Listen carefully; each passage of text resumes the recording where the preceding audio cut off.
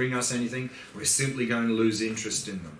And we're going to devote more time to meditating, developing ourselves and helping others. And on that point, often when people first come into contact with some sort of spiritual tradition, often people have this sort of dilemma.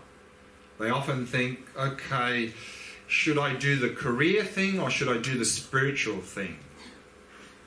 I think this is not a very good way of thinking. Because if we give up our career, one, how are we going to financially support ourselves? And two, if that's the one thing we're good at, how are we going to benefit the world? So rather, we need to combine those two, integrate those two, and use our talents to benefit the world more. And with regard to this, regard to career and so forth, what's going to be very helpful here is shifting our worldview. Because as long as our worldview that the source of happiness is coming from out there, then I think no matter what career we have, we're never going to be satisfied. We're never going to be fulfilled because we'll never get enough. Prestige, fame, money, reputation, it will never be enough. Whereas if we can shift the worldview that the source of happiness is coming within, then we can have a very simple job and it can be really rewarding and fulfilling. It's because then it's more about what we bring to the world, not what we can get from the world. And we can never get enough. And on that point, I'd like to read from an email I received a few years ago from a student who attended one of my courses in Tashita in Dharamsala. He said the following. He was a school teacher, a German school teacher. About 2 years ago, I participated in your 7-point mind training course at Tashita. And many times during the past 2 years, I was thinking about sending you a mail and telling you how much those 9 precious days meant to me, and how much in my life sparked out of the inspiration and insights gathered during those days. After the course, I returned home and picked up my life just where I left it, teaching science in high school. But so much had changed. My approach to my work, my life, my friends and my pupils had changed. Some weeks into the term, I was teaching 11-year-olds for the first time in my life. I started beginning my lessons with little awareness exercises. Those youngsters are so bouncy after breaks, so I was looking for a method to get them focused in class without using force. I taught the benefits of sitting upright for keeping focused, and then little awareness exercises like observing the breath, listening to sounds, tasting chocolate properly, and so on. It took around 3 minutes before the beginning of the class, but somehow it changed everything. To my amazement, the kids just loved doing these exercises. I started to use these techniques also in my other classes, from 14 to 18-year-olds, and the same thing happened. They started to demand the exercises, and somehow using these methods, it created a real bonding between my students and myself, culminating in my students asking me to make the speech at their prom night at the end of high school years, which was pretty amazing. So I think if we can really make that shift, then really we can get a lot of reward in whatever we're doing, particularly if this is our passion. We want to use that to benefit the world. Now, of course, if we want to develop ourselves, we need to practice. And of course, practice, remember, has 2 parts, meditation and integrating into daily life. And in meditation, we saw that there are 3 core areas of practice. That on the basis of ethics, we engage in the Shamatha practice to cultivate a calm, clear, focused mind. And on that basis, we engage in the 2 wings of practice of wisdom and compassion. And of course, we need to put effort into these practices to overcome laziness. But again, what we don't want to do is turn practice into some sort of hardship that we have to endure, because then we've completely missed the point. So rather, we need to reflect on the benefits of these practices and see that these practices are going to give us a lot of benefit, and then we'll be happy to do the practice. Then actually our effort it'll become effortless. We'll aspire and we'll be very happy, joyful in doing the practice. And as we saw earlier, of course, no matter how, as Shantideva said, no matter how difficult something seems, everything with practice becomes easy. And again, if we're faced with difficulties in our life, I think again our worldview is going to make a big impact. Because if our worldview is my happiness is out there, and then we're faced with difficulties in our life where they're going to be seen as obstacles to me getting those things out there. So the world's not going to appear very user-friendly at all. And then we're going to see these difficulties as problems, as obstacles. We're going to have aversion and just have more suffering. Whereas if we really can shift the worldview that the source of happiness is coming within, then we'll understand that these difficulties are not problems and obstacles. Actually, they're opportunities for us to develop ourselves. So then the world will appear very user-friendly, and we'll be able to take those difficult situations as opportunities and develop ourselves.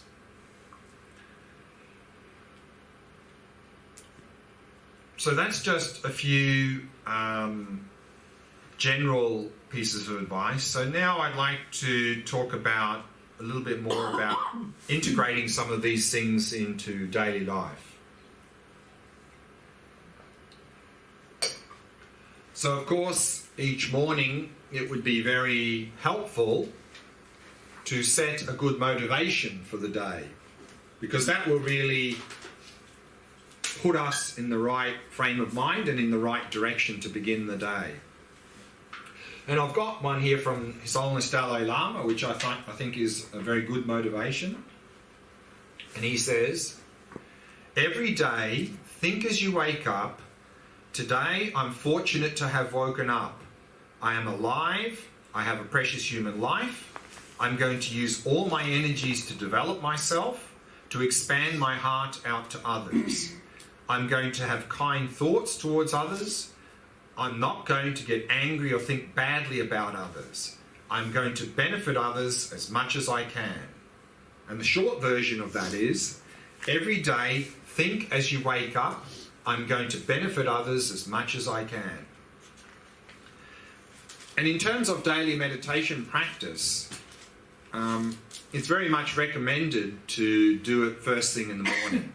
Because, of course, that's a good way to start the day, and it's usually where we're most fresh and alert as well.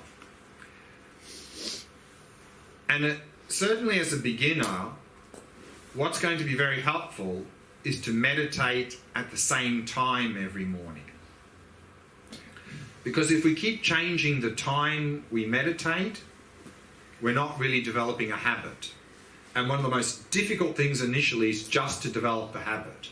So what I would recommend is pick a time that works for you and stick to that time. And studies show that we need to do something at least 25 to 30 days in a row to start to develop a habit. So therefore, pick that time and then set yourself a challenge. You know, we like challenges. So maybe first set yourself a challenge. I'm going to meditate at that time for the next week. Do that a few times. And then you can say, okay, I'm going to meditate at that time for the next 30 days, the next month. And that way we can develop the habit. So what I'd recommend is, if we don't have a daily meditation practice, that's the first thing we need to do, is just develop the habit. So I wouldn't recommend trying to meditate too long, because it'll get too difficult and you'll give up. So just start short, even 10 or 15 minutes, just to develop the habit. And as I mentioned also earlier, I think, it's very helpful, particularly as a beginner, to use a meditation timer. Because if we don't use a timer, then one of two things will happen, probably. On days where maybe it's not going so well, maybe you're agitated, you're irritated, you sit down, you try to meditate, it's not really working, and then after 5-10 minutes we stop. That's not a good habit to get into, because like everything in life, if we give up whenever things get a bit difficult, we're never going to progress in anything in our life. We need to develop perseverance. So therefore, if we have a timer and it's difficult, we'll persevere. So that's good. The other thing that can often happen if we don't set a timer, on other days it's actually going quite well, and then what do? We keep meditating because it's going well. And then we keep meditating until when? Until it's not going so well, and then we stop. And the thing we remember most about meditation is how it ended. And if we're always ending in disappointment, dissatisfaction and so forth, we're going to start to associate meditation with not such good experiences. We're not going to be enthusiastic to meditate again the next day. Whereas if we set a timer, it's going well, and we stop, that's what we remember, we'll be enthusiastic to continue to meditate the next day. And as we mentioned a number of times in this retreat, always emphasize quality over quantity. Don't try and meditate too long, because if you do, the latter part of your meditation, you're just going to fall into complete dullness or complete daydreaming.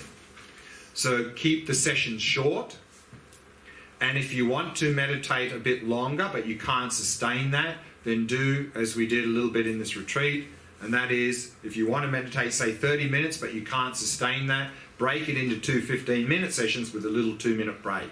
So always emphasizing quality over quantity.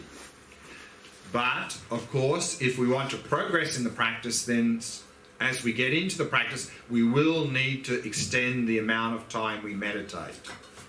And again, one measure of knowing when that is, when to extend, is if our normal experience at the end of a meditation is, oh, I would have liked to done a bit more.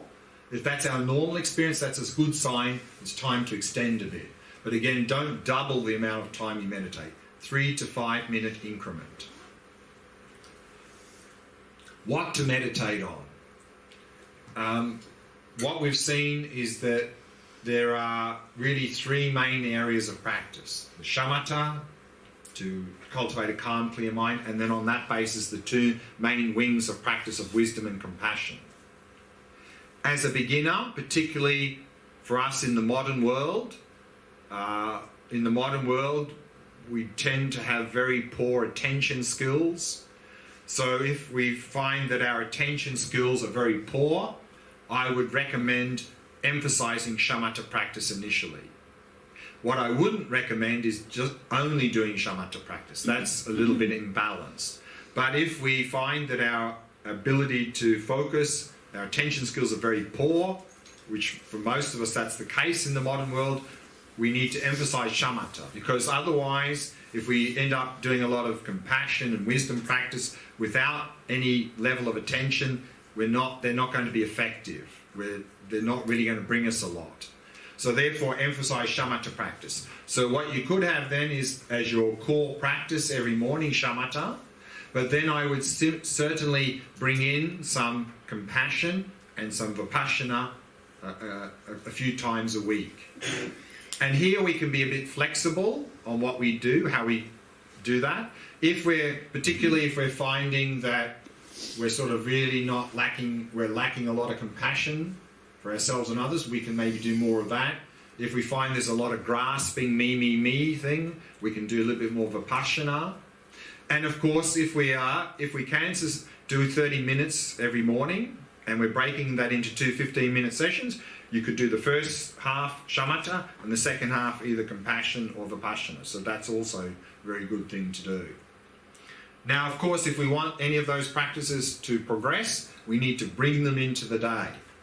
So to bring them into the day, the first thing we need to do is mindfulness. So we need to continue to develop and cultivate mindfulness throughout the day. So of course here we could simply say in the morning, I'm going to be as mindful as possible for the whole day. And then probably after about 5 minutes we've forgotten that. So as a beginner we need help. We can use what are called triggers, things that remind us to be mindful. And those triggers can take on different forms. One classical form of trigger is physical activities. So pick certain activities that you do regularly each day and make a strong effort to be fully present in that activity. So an example, of course, is brushing our teeth. Most of us brush our teeth at least 2 or 3 times a day. And now probably we're running late for work in the morning, we're quickly brushing our teeth, thinking about all the things we have to do for that day, running out the door and then go, did I brush my teeth? And don't even remember. So when you're brushing your teeth, be fully present with brushing your teeth. And don't be thinking of other things while you're doing that. Be fully present with the sensations on the teeth and the gums and everything involved in that process. Another classic example is eating meals. Again, often at lunchtime during work days, we're gulping down a bit of food, short break, thinking about all the things we have to do that afternoon. So again, be fully present with eating meals. Mindfulness exercise, and you're probably going to enjoy your food much more than you do now. And on that point about being fully present, there's a saying I heard a while ago that said something like, do what you're doing when you're doing it, don't do what you're not doing when you're not doing it. We can also use modern technology here to help, rather than these things being a hindrance. I mean, I think these things are one of the main reasons our attention skills are going dramatically downhill in the modern world, these things. So of course we need to be a bit disciplined when we're using them, but they can help if we use them properly. And here's an example. There are a number of apps where we can program. For example, I think one's called Mindfulness Bell. We can program that it will give a little bell like regular intervals through the day, maybe once an hour. And when we hear that bell, we stop whatever we're doing and do a very short mindfulness exercise. Maybe we just focus on our breath for 3 breaths. Maybe we just look at our mind for 5 or 10 seconds. Keep it short, because if you make it too long, you won't do it. And you might be surprised at how just a little mindfulness exercise, that seeding the day with that mindfulness, gets us more in the habit of being more and more mindful. So that's something we can do to really cultivate mindfulness through the day. And then, of course, we need to be mindful of whatever is appearing before us, external and internal. So whatever's appearing in the senses, but also whatever thoughts and emotions are coming up in the mind. So that's why the Shamatha practice of observing the mind is very helpful, because it enables us to have that ability better and better. Because now generally what happens is some stimulus comes in daily life and we just react out of habit. So we want to start to break that reactionary habit. And to start to break that, we need to notice. We first need to notice when a stimulus comes, any reactions that are starting. And then we can simply watch that and not get caught up in reactions. And so therefore, instead of being the slaves of our mind, we can become the masters of our mind. And part of that, I think, as I mentioned a few times already as well, is to be in the senses. Whenever we're doing a physical activity, be fully present with that and switch off the conceptual discursive mind as much as possible. And mindfulness can help us to do that. We can be more fully present when we're walking down the road, when we're eating meals, when we're driving a car, whatever we're doing, any physical activity, to be fully present in that activity and switch off that discursive mind. And then, of course, one thing we saw that often gets us into trouble in daily life is we do the cognitive fusion. When we're seeing others, we often fuse the behaviour to the person, and we do the same with ourselves. And that's, of course, what happens then is if we do the cognitive fusion, we end up judging people, attacking people, getting angry at people, condemning people, and we do the same for ourselves. So if we avoid the cognitive fusion, then instead of judging, we will evaluate. And instead of reacting and getting angry, we'll have compassion. So that's going to be very helpful. And so we need to really start to change the way in which we think and speak. Particularly when you're speaking with others, and if they've done some harmful behaviour, and if we say, you're just a bad person, then of course they're going to feel like because you're directing it at them. And so they're going to react. Whereas if you say to them, you realise that was a very harmful thing you did, then you're not directing at them, and there's a better chance that you'll be able to communicate effectively with them. But if you do the cognitive fusion, then they're just going to react, and then it's going to be a mess. So we really need to be very mindful of how we are thinking, i.e. not bad person, but person doing bad thing, and how we speak. And that, I think if we do that, you'll find, if we develop that habit of thinking and speaking like that, I think you'll find more instinctively when you see these bad behaviours in others and ourselves, rather than more instinctively anger arising, you'll find compassion arising more instinctively. So that's going to be very helpful. And then, as I mentioned already before, when we're faced with difficulties in our life, to really see them as not as problems or obstacles, but as opportunities. Of course, no one's saying they're not difficult, but if we can see them as an opportunity, we can take advantage of them, and we can avoid the aversion and just magnifying discomfort and suffering.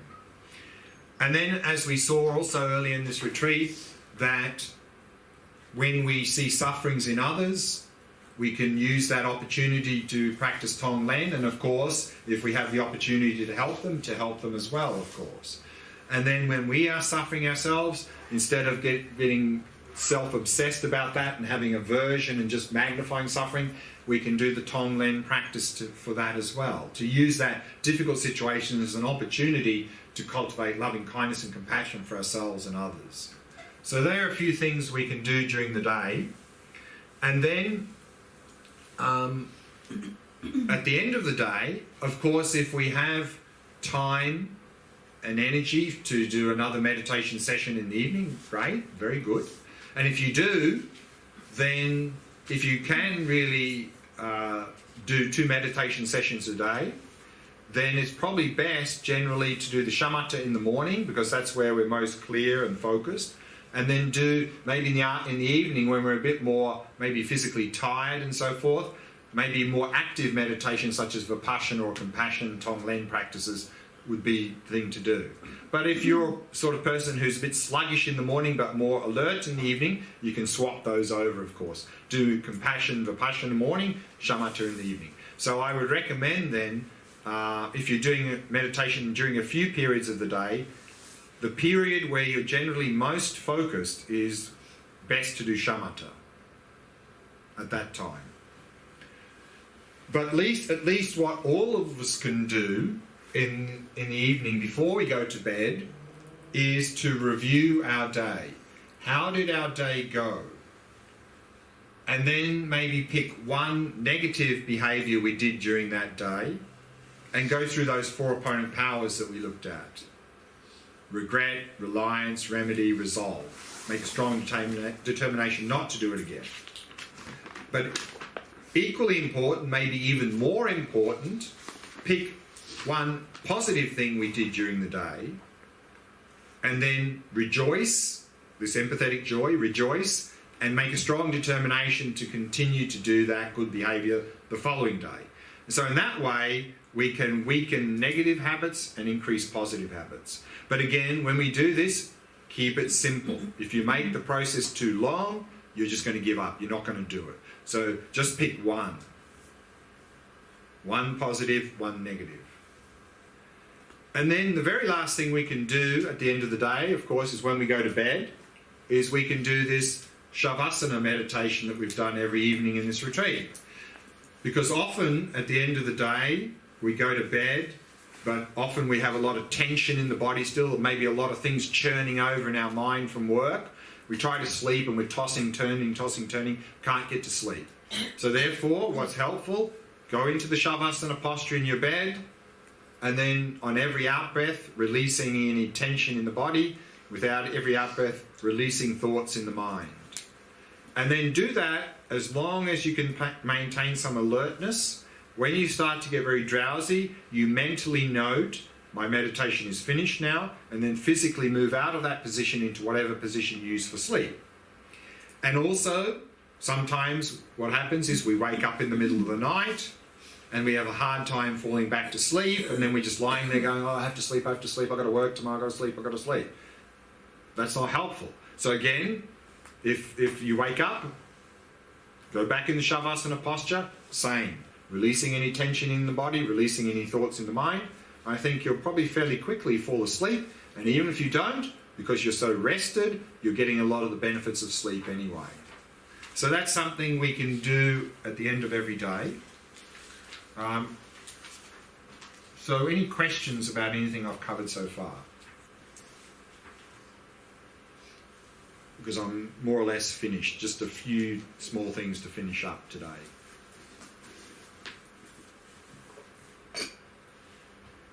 You didn't mention CP yoga. Sorry? You didn't mention CP yoga. It's the... Oh, what, as part of the thing, yeah. So that's actually a good point. I was going to mention a bit now, but what's going to be very helpful in general, of course, is to look after the body. And that not only means to have a healthy diet and enough sleep and so forth, but I think particularly also to do some body work like yoga, Tai Chi, Qigong or something to really make the body a more suitable support in general, but also for meditation in particular, to be able to sit well. Because as long as we have lots of aches and pains in the body when we sit, that's just going to distract us. So I highly recommend that. And actually on that point, there was a study that was done some years ago about the benefits of doing some body work. They had two groups, I think they were Vipassana meditators or something, or Zen, I can't remember what, but they're both meditation groups. And what they did over a period, I think, of 6 months, and both groups were sort of equal, more or less equal in ability. And what they did over a period of 6 months is one group did gym work, and the other one did no physical work. And then there were, both had like teachers who were guiding them. And they didn't tell the teachers about the experiment, but they asked them at the end of the 6 months which group had progressed the most. And the answer was the group that did the gym work. Progressed in what? Progressed in meditation practice, had most improved in meditation practice. So it's important, again, to do some body work, and of course that includes having a healthy diet. And as I mentioned earlier, one of the big things that causes so much problem for us in general in a body, and meditation in particular, is sugar. Sugar is an absolute disaster for health in general, but also for meditation in particular. I mean, the mind's just going up and down, up and down. So we really need to try and cut that out as much as possible. And then, of course, getting enough sleep. I think many people in the modern world, busy lives, not enough time for everything. So what they tend to do is cut sleep from 8 to 7 to 6 to 5 to 4 hours. Somehow they manage to get by. That's not good for the body in general, and certainly not good for meditation. So we really need to make sure we get enough good quality sleep. Any other question? We had the finishing talk, and I don't remember who asked me to ask you for recommendations for studying